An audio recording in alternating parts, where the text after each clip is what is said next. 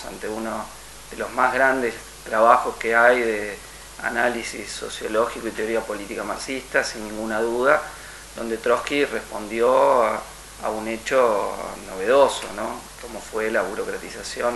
del primer Estado obrero de la historia. Si bien Lenin en la última parte de su vida ya había empezado a teorizar y a enfrentar el fenómeno de la burocratización, bueno, fue Trotsky quien desde los inicios, con los trabajos del nuevo curso, hasta llegar a una elaboración más acabada en la tradicional, da cuenta de ese fenómeno, un fenómeno profundamente contradictorio y que solo quien manejase fuertemente el análisis dialéctico como Trotsky podía captar en toda su dimensión y en su dinámica, ¿no? Porque efectivamente la contradicción que en el libro se plantea entre la base nacionalizada heredada de la revolución y la superestructura ya burocratizada bajo un régimen verdaderamente totalitario, como el propio Trotsky lo definió, ya donde la burocracia era la que había desalojado al proletariado del poder. Bueno, esa definición implicaba a la vez un programa político de cómo actuar frente a esa burocratización, ¿no? Frente a quienes opinaban que ya no había nada que defender en el Estado obrero y que solo se basaban en el régimen político, o sea, en lo que los marxistas llamamos la superestructura, para simplemente hacer un punto de equivalencia entre este régimen y otros regímenes totalitarios como fue el nazismo, o aquellos que, basándose en lo que mantenía de progresivo, es decir, la nacionalización de los medios de producción que permitieron el desarrollo a ritmo acelerado de la economía soviética, por el contrario defendían el carácter progresivo en sí mismo de este régimen sin cuestionar a la propia burocracia. Bueno, Trotsky consideraba estas dos dimensiones y de ahí surge lo que es el programa de la revolución política, es decir, de lo que va a distinguir a los trotskistas no solo del estalinismo, sino de otras corrientes opositoras por izquierda al estalinismo, y ni hablar de la propia burguesía, ¿no? Que siempre combatió al Estado surgido de la Revolución de Octubre. Pero Trotsky va a sostener cómo los trotskistas defendían las bases sociales del Estado a la vez que planteaban una lucha por barrer completamente el régimen burocrático y volver a una democracia soviética, es decir, a un régimen de consejos obreros que, bueno, que retomase aquello que había sido el elemento distintivo en la Revolución de Octubre. Entonces es un trabajo que de alguna forma muestra cómo desde el propio marxismo donde se dio el análisis más acabado de lo que fue la burocratización, insisto, de la URSS, y que sirve de modelo para pensar los otros estados donde hubo revoluciones, que bueno, los mismos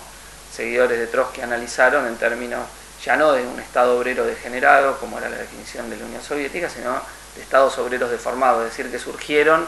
burocratizados desde el inicio. Insisto, la propia matriz desde la cual Trotsky analiza teóricamente esta contradicción entre lo progresivo de la base económica y lo contrarrevolucionario del régimen político, bueno, es lo que va a servir para analizar y definir a los regímenes que surgieron de otros procesos en donde el capitalismo fue expropiado y para dar una perspectiva programática por la que luchar a los revolucionarios, ¿no? Que me parece que eso ha sido importante. Si se quiere,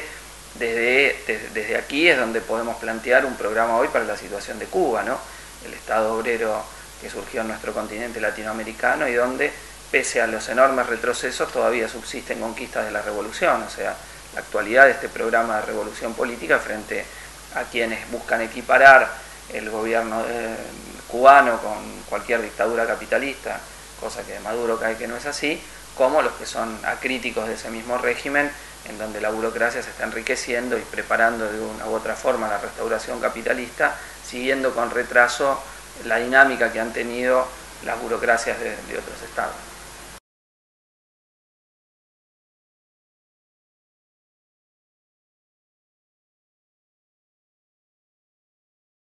No, de ninguna manera, porque efectivamente nada podía garantizar que del intento revolucionario hecho en el siglo XX terminase inevitablemente en victoria. Para los marxistas la historia no tiene un destino prefijado, el comunismo no es inevitable, es una posibilidad histórica, ¿no? Y como lo sabemos, lo que resuelve es la lucha de clases. Bueno, la lucha de clases tuvo victorias muy resonantes, que son las grandes revoluciones protagonizadas por la clase obrera y las masas explotadas en el siglo XX, que mostraron que al poder del capitalismo se lo puede quebrar, que pese a todo su enorme aparato de dominación, su fuerza represiva, su medio de dominación política, su coacción, las formas de dominación ideológica, etcétera, cuando las masas se rebelan lo pueden voltear, y eso es la enseñanza que no puede dejarse de lado del siglo XX, en la Unión Soviética, lo que luego fue la Unión Soviética, en China, en Cuba, en Vietnam, el poder de los capitalistas fue quebrado, pero también deja la enseñanza que si no se lo termina de liquidar en su centro, el capital se rearma y contraataca sobre las conquistas obtenidas por el proletariado y las masas. Por eso, con excepción de la Revolución Rusa, con la fundación de la Tercera Internacional, que planteó una estrategia de liquidación general del imperialismo, las otras revoluciones que vimos, dirigidas por corrientes que planteaban estrategias de tipo nacionalistas, que sostenían la posibilidad de la construcción del socialismo en un solo país, bueno, no tuvieron ninguna estrategia para plantear la derrota del imperialismo a nivel internacional, y en ese sentido no constituyeron avances respecto de lo que había dado la Tercera Internacional, sino puntos de retroceso desde el punto de vista de la estrategia de la clase trabajadora. Entonces creo que eso es algo que tenemos que tener en cuenta, ¿no? Los triunfos revolucionarios en un país solo preparan para luchas a mayor escala hasta lograr la derrota del imperialismo a nivel internacional, y si el marxismo surgió internacionalismo está desde el vamos, bueno, ese rasgo no puede más que verse reforzado en la actualidad, después de haber pasado el siglo XX y haber quedado claro que es imposible la construcción del socialismo en un solo país, sino que necesitamos la derrota del imperialismo en todo el mundo. Entonces, así como digo, en el siglo XX hubo grandes revoluciones, no hay nada que diga en la historia que la clase obrera no va a protagonizar otras revoluciones en este siglo XXI, y justamente para eso nos preparamos. Nosotros estamos viviendo un momento político que viene de 2008 signado por la crisis capitalista, que ha sido una crisis que no ha tenido los mismos contornos de la crisis del 30, en el sentido de producir una gran depresión, pero sí ha dado lugar a una gran recesión, en donde primero Estados Unidos, que aunque ahora tiene un cierto rebrote económico, pero que viene una crisis de largo aliento, y la Unión Europea, con ya una recesión prácticamente endémica, con países donde la desocupación llega al 25%, con estados sobreendeudados, y gobiernos que recurren a las mismas recetas, ya sean conservadores o autodenominados progresistas, socialdemócratas, centroizquierdistas, que es meterle la mano en el bolsillo a los trabajadores y a todos los sectores populares para mantener las ganancias de los bancos y los monopolios. Entonces es evidente que frente a esto es la juventud la que ve que no tiene futuro y que bueno, que está haciendo una enorme experiencia política, ¿no? Muchos movimientos juveniles han estado a la cabeza de los principales procesos de protesta, y de alguna manera hay una búsqueda de cuál puede ser la alternativa a un sistema que se reproduce a sí mismo de la misma manera, y con los regímenes políticos que bueno, que toman, como decía, las mismas medidas de defensa de los grandes poderosos, que han sido los que han incrementado sus patrimonios en la misma crisis, ¿no? Porque esto es interesante, no se ha dado que ante la crisis hubo una salida de nuevas formas de redistribución en el propio capitalismo, sino que ha sido un incremento monumental de la desigualdad. Y frente a esto estamos notando, hemos visto fenómenos de lucha y hemos notado también fenómenos de avidez ideológica, ¿no? De algún modo lo tenemos en cuál ha sido el bestseller político, económico-político del último tiempo, El Capital del siglo XXI de Tomás Piketty, más allá que su salida es muy reformista y totalmente tibia para enfrentar las contradicciones del capitalismo contemporáneo. Lo cierto es que la tesis marxista de que el capitalismo reproduce crecientemente las desigualdades, concentra la riqueza en un polo y la miseria en otra, se ve refrendado por los datos de análisis que están considerados en ese trabajo, ¿no? Y el interés justamente, porque esta es la realidad para mostrar, no un mundo que se hace más igualitario bajo el dominio del capital, sino que se hace crecientemente desigual. Y en nuestra pequeña medida, la repercusión que tuvo la difusión de la miniserie Marx ha vuelto, que ficcionaliza la actualidad los temas del Manifiesto Comunista en sus 4 primeros capítulos, y en su capítulo doble final hace una conversación imaginaria entre Trotsky y Marx. Bueno, creemos que también un elemento que muestra esa búsqueda de avidez ideológica, ¿no? Más de 300.000 vistas en lo que hace el primer capítulo de esta miniserie que se difunde por internet, bueno, es un hecho importante. Y en otro plano, también el apoyo político dado electoralmente al Frente de Izquierda de los Trabajadores en Argentina es un hecho que hay que tomar en cuenta, ¿no? Aunque en Argentina no ha habido grandes movimientos juveniles de protesta, como si fue la juventud que inició el proceso en Egipto, la juventud que se movilizó en Brasil, o que ha dado lugar al movimiento Occupy en Estados Unidos, ya agotado rápidamente, o a las protestas en México, etcétera, pero sí un desplazamiento ideológico, ¿no? Importante a tener en cuenta, porque la juventud trabajadora y estudiantil, junto con sectores de la clase trabajadora más en general, los componentes principales del voto del FIT, que ha permitido una visualización importante como alternativa política de la izquierda obrera y socialista en la Argentina, ¿no? Entonces me parece que esos son datos, son elementos a tener en cuenta y a considerar, si bien, digo, al no haber vivido todavía revoluciones obreras, ni haber estado la clase obrera protagonizando un ascenso de gran magnitud, como fue quizá el de la década de los 70, bueno, todavía lo que prevalece es una ideología contestataria confusa, ¿no?, sobre la mayoría de la juventud que quiere cambiar el sistema, ¿no? Y coexisten todo tipo de ideologías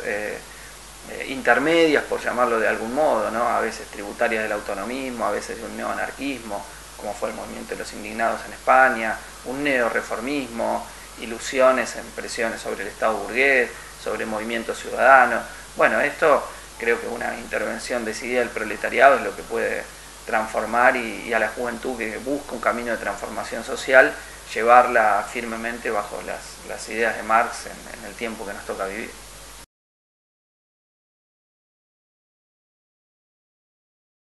Nuestro partido, el PTS,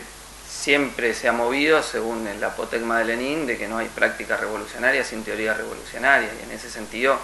consideramos la difusión de los trabajos clásicos del marxismo una necesidad imperiosa, ¿no? Por eso le hemos dado tanta importancia a la actividad editorial, en donde se destaca la edición de las obras escogidas de León Trotsky, iniciativa que hemos tomado en común con la Casa Museo León Trotsky de México, ¿no? Y que, bueno, la edición de la Revolución Traicionada se inscribe dentro de esta serie, ¿no?, que con libros que hemos tratado de hacer con la mayor calidad, con nuevas traducciones al español, que es el emprendimiento de la publicación de obras de Trotsky más importante que se ha hecho nunca en lengua hispana. Y junto con eso también hemos editado las obras escogidas de Lenin, la biografía de Rosa Luxemburg, bueno, y el manifiesto, una revisión del Manifiesto Comunista. Ahora están trabajando en la publicación de obras escogidas de Rosa Luxemburg también, y bueno, y otros libros más de actualidad y elaboración propia, ¿no?, desde el análisis de las coordinadoras obreras y el ascenso de la década del 70 en nuestro país, que hemos publicado, hasta otros trabajos ahora en elaboración, que bueno, que esperemos dar a conocer próximamente. En el caso del audiovisual, bueno, recurrir a este medio para difundir algunas de esas ideas fundamentales también, pero siempre con la idea de que la militancia tiene que tener una sólida formación y que las nuevas generaciones de ninguna manera pueden empezar de cero, sino que tienen que partir de lo que ha sido el desarrollo de la teoría marxista, de la cual nosotros abrevamos, no para repetirla dogmáticamente, sino para intentar responder a nuestro tiempo. Por eso otra de las iniciativas que impulsamos, junto con otros compañeros que adhieren al Frente de Izquierda de los Trabajadores, ha sido la revista Ideas de Izquierda, ¿no?, que en un primer momento habíamos intentado que salga de esa experiencia que fue la asamblea de intelectuales, docentes y artistas en apoyo al FIT, pero que bueno, no hubo acuerdo entre el conjunto de las organizaciones para esta iniciativa, y entonces tomamos nosotros el desafío de hacerla con varios compañeros que han participado de esa experiencia y que nos permite ser la única revista editada en kioscos de debate teórico, político y cultural hecho desde la izquierda obrera y socialista de nuestro país, buscando enfrentar a las distintas corrientes ideológicas, desde las que han abrevado en el kirchnerismo, con ese sector de la intelectualidad progresista que le ha cubierto las espaldas al gobierno y que ha tratado de alguna manera de hacerlo presentable cubriéndole su flanco izquierdo, hasta las ideas de la derecha que se cuelan por todos lados, ¿no? Hoy en particular, donde hay el intento de hacer un nuevo consenso derechista, político, ideológico, del cual el propio gobierno es parte, con las políticas de seguridad, mandando a Bernie a reprimir a los trabajadores del EAR y a quienes lo apoyamos solidariamente, con la xenofobia contra los extranjeros, bueno, todo ese discurso profundamente reaccionario que que intentan meter por todos los poros de la sociedad. Bueno, frente a eso nosotros intentamos dar una respuesta, mostrando que el programa que levantamos no es un simple eslogan, sino que tiene una elaboración detrás, un fundamento, y de ahí que la revista Ideas de Izquierda haya trabajado en algunos de los grandes temas estructurales a los que tenemos que responder los marxistas en nuestro país, a la vez que es una revista abierta al debate, a la discusión, a la polémica, y